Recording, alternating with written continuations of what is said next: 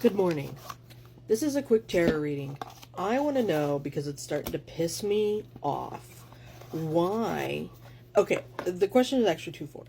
I want to know why other tarot readers constantly get messages about, this person was thinking about you, this person would... Somebody outside of yourself is thinking about you, and apparently you need to know that. I want to know why that is.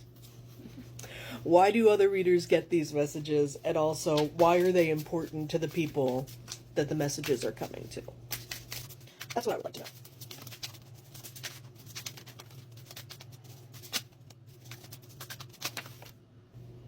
That's a lot of cards that just came out. Okay. So first that came out, we have Six of Swords, and then the Fool in reverse. And then the Tower. We've got Eight of Wands, we've got Nine of Coins, we've got, oh, these two, like, this is how they popped out. Ace of Coins sideways crossed with Three of Coins on top. Interesting. I'm gonna have to just put them like that so that I can kind of read and see. Okay. And then there are three more cards over here that are still face down, leaving those over there. The last one I just picked up off the floor is the Three of Swords, the Magician, the Three of Swords. Yeah, there's kind of this idea with the Six of Swords where it's like, it's coming across very much like the Seven of Cups to me. Like, if you look at this, there's a lot that's speaking to me about, like fantasy, imagination, the stories we tell ourselves. And immediately what's coming to mind, because there are mermaids on the card, and there's also a pirate ship and like a flying fish, is like, sometimes it's easier and better to believe something interesting than it is to believe the reality. And what I'm getting overall is not like necessarily that these readings are untrue or anything like that. But again, like, even if they are true, why the fuck does it matter?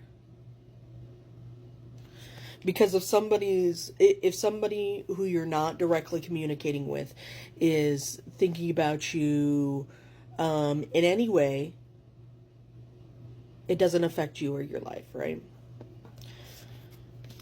But yeah, so the first three cards that came out, the overarching idea, which the first three cards that came out were the Six of Swords, the Fool in reverse, and the Tower. And the overarching idea is that, like, I just heard sometimes people are bored. And it's easier and better to believe that while I'm sitting here doing what I'm supposed to do, leading a boring life, that other people are making their own stories and their own ideas or whatever. That even though I'm just a flying fish, somebody out there sees me as a mermaid. You know, and it's not supposed to change anything you do or change your perception of yourself or anything like that. If anything, it is supposed to, like, crumble these ideas of being, oh, that's interesting, crumble these ideas of being in solitude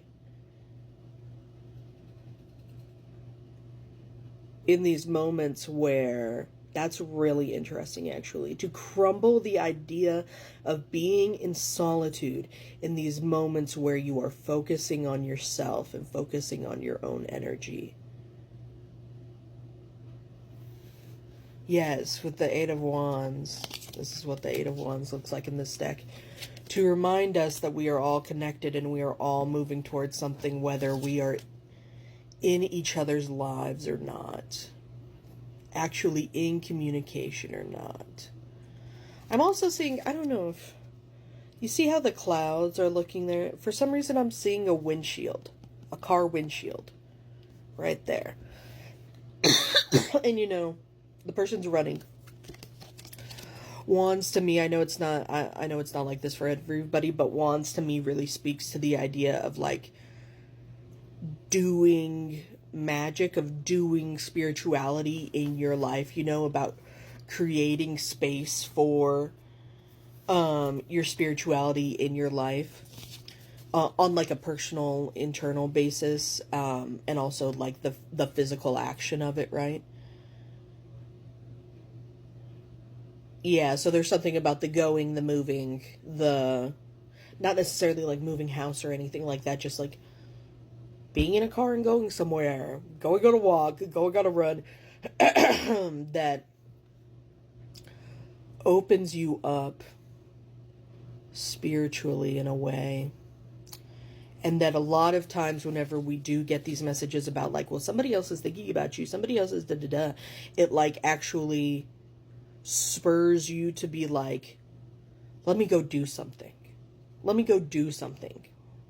Which is interesting because whenever I see those messages, that's not necessarily the thing that I feel fueled with. It's like, oh, you're telling me somebody is thinking about me? Let me go out in public and be seen by more people. That's not necessarily what my brain would do. But there's something about... Okay. For some people, sorry, because it's an 8. And the traditional 8 of Wands, it is about, like... Or maybe it's like the 8 of Cups or something like that. Anyways... one of the traditional 8 cards is about, like, walking away from something. And so, yeah, the message that's coming across is that for some people, those messages spur them to go more places and do more things. And for others, it spurs them to come away from places and stop doing things. And regardless, in that way, both of those things open up those people in their own ways to their own spiritual space, which is interesting. And then we've got the 9 of Coins. This is what the 9 of Coins looks like in this deck. Which immediately, to me, like, speaks to solitude, speaks to being in nature. We've also then got the Ace of Cups, Ace of Coins. Oh, and like I said before, it was odd because it's like the Ace. Oh, the 3 was covering up the Ace.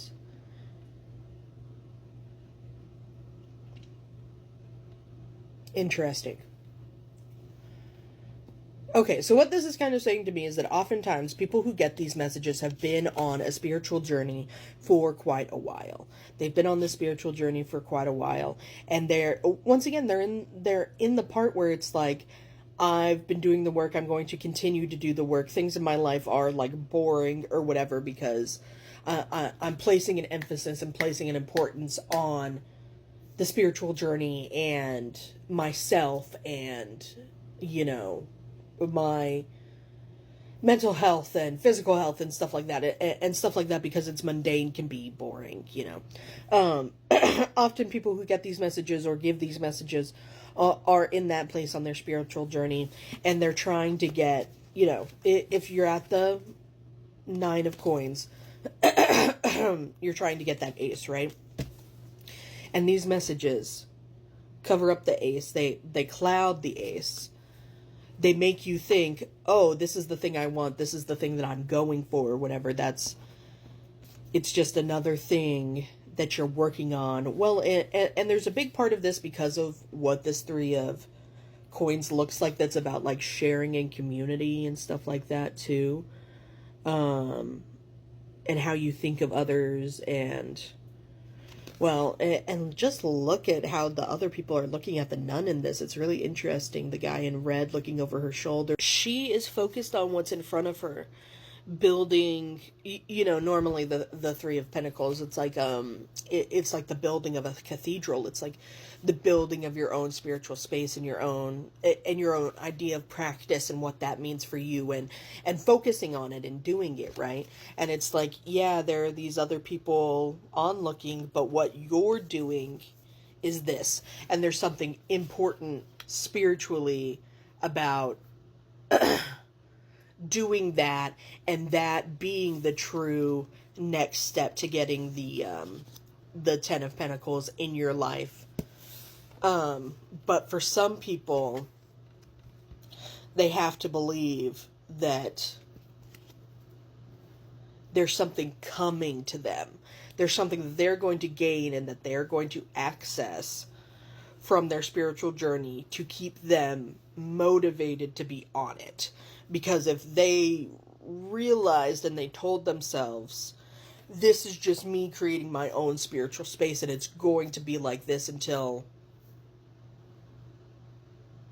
it's not anymore, it would cause like lack of motivation, lack of, people would quit. People would be like, nothing cool is gonna happen because of this, I don't want to do it. And then we've got the Magician and the Three of Swords. Yeah, it's about using that energy to like alchemize and create. I'm sorry, that is kind of a buzzword. What I mean whenever I say using that to alchemize is using that to be able to see and feel the energy within yourself that may not be from you, that is from, perhaps these onlookers, but more generally and normally more so just like the energetic pulses that are coming to you through the net of energy that sits across this plane of existence.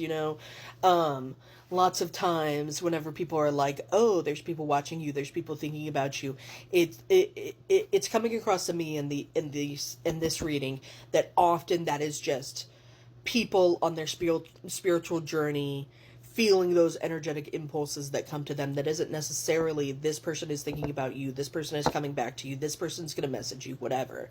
It's just you are feeling the energy of the world, and you're getting those impulses that are on the same vibration as you, that you're supposed to feel and then transmute in some way.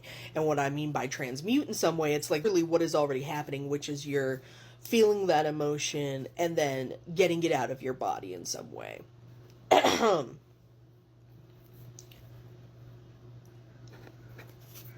This Three of Swords is really interesting. Look at this Three of Swords.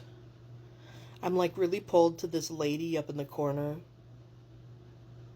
Oh, interesting. For some people, it's like this idea of, of they need to be convinced that they are being spiritually protected in a way, right? They need to be, and they are. It's not like, it's not like the universe is lying to you and believing this or anything like that. It's just that some people really need convincing. Because whenever you're told over and over again, oh, this person from your past who you don't really want to come talk to you, who isn't really good for you, is thinking about you and wants to send you a message and whatnot, and then they don't. A lot of minds will take that to believe, oh, something out there is keeping these bad forces from me. And that's a belief that is important for a lot of spiritualists to have. Interesting. Yeah, that the universe, your spiritual team, whoever is protecting you, whoever is part of you, whoever, you're speaking to or whatever, is not going to let someone come and just destroy you again for no reason. Interesting. Okay. So now we're on to the three cards that did not flip over. Okay, we're flipping over the last three cards. It is the Wheel, the Seven of Wands, and the Queen of Swords. Whenever I put over the Queen of Swords, so the Queen of Swords is actually like scary in this deck to me. She like inspires fear in me. But I flipped it over and it was like, you bitch. Let people have things. Okay, I'm sorry. Yeah, so the overarching theme is that why these messages happen, why people give out these messages and whatnot, is because, for me, a big thing about spirituality is not necessarily that the messages that you're getting are real or true, but they are getting across what the universe, with the energetic impulses, whatever, needs to get across to get you somewhere. Like, you know, sometimes if people knew what was real or what the truth was, it would not inspire them to get to where they need to be. In fact, often whenever you know that, it inspires you to sit in stillness and not do anything, you know. And so a lot of the time the messages that spiritualists get, or the messages that others get from spiritualists, aren't necessarily real or true. They're what's supposed to spur you on, what's supposed to keep the wheel turning, what is supposed to move you energetically to do a thing so that what is meant to happen happens. You know? And yeah, you can see this Seven of Wands kind of a standoff. It truly is that, like, you know, that there's so many unknowns in the universe, so many things that none of us will ever know, and truly that if we just looked eye to eye with what is truly going on in the universe, it would not create movement, it would create stillness, it would create... It's crazy because the message I'm getting is that if you had true understanding, it would create misunderstanding. It would breed misunderstanding. Because regardless of what happens ever, people are still going to believe what they want to believe. Which is like basically the first card from this spread that we were talking about, right? The idea that, like, yeah, it's just a flying fish, but pirates will say it's a mermaid because it's more interesting to think that way, and it's more convincing to others, and it's more beautiful in the heart and in the spirit, and yeah, and then the Queen of Swords at the end here. It's like there's a piece of it that's like, I told you, I said, oh, you bitch. There's a piece of it where it's like, this is this is the smart spiritualist, this is the smart witch, but it's also like, this is a person who cuts with their words and who wants to see clarity and wants to see reality, and it's like, but this card inspires fear. It does not inspire movement. It does not inspire love. It does not inspire joy. And it might for some people. But we are all energetically connected. And the thing that the universe wants to put across into the world is the thing that's going to help the most people. And the ones who are like this will get there in a different way than those who, who want to believe the mermaids or whatever, but this message can permeate through lots of different people who believe lots of different things and continue to spur them on the right path.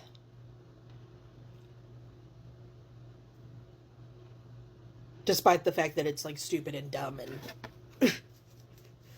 I'm sorry, I get frustrated with those messages because I'm like, why the fuck does anybody care about this? The Hermit, the Queen of Pentacles, the Knight of Wands. Yeah. To make you feel like you are not so alone, to make you feel like you are desirable, and inspire you to live with compassion and with grace, and to inspire you to move energetically in your spiritual alignment. That's why those messages come up, according to this reading. I hope you liked this. This was fun.